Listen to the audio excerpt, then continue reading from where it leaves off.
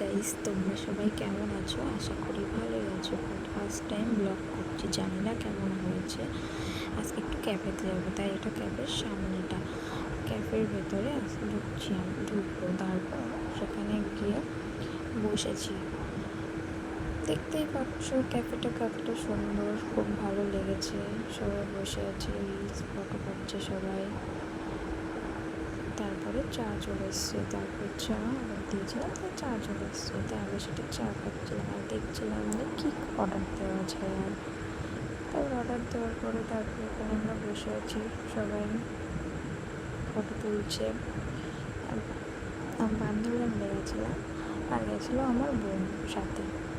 তাই সেখানে যাওয়ার পর সবাই ফটো রিলস করছিলো, বসেছিলাম, একটু আড্ডা দিচ্ছিলাম।